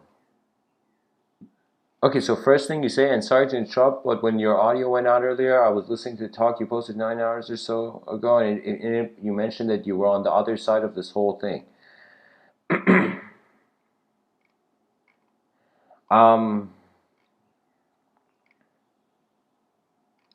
Yeah, that's the thing, Lauren. When I say I'm on the other side of the whole thing, is because I am saying I've designed this concept I call the language threshold, and I feel experience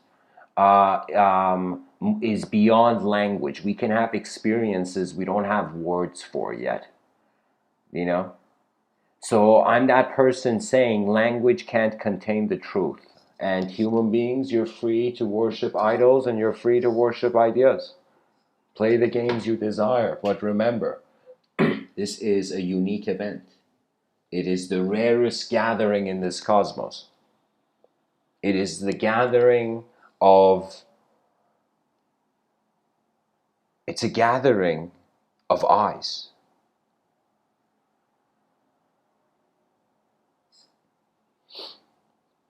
Anyways, guys, thanks for listening. I hope this episode was helpful. Much blessings and namaste.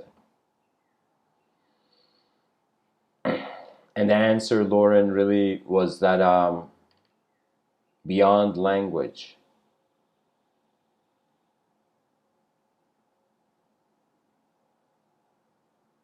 awareness is free. You know, it's like when I look at a squirrel on a tree, it's not like a good squirrel, bad squirrel. It's just a natural event. And that's kind of like the contemplation of even life and death, that you're an event. You are an opportunity. And how do you pilot? How will you pilot? Will Durant says, knowledge can become the eye of desire and the pilot of the soul. That as you know, you can realign and redirect pretty much. So then the command for how to navigate in this plane of existence really is like observe and realign pretty much.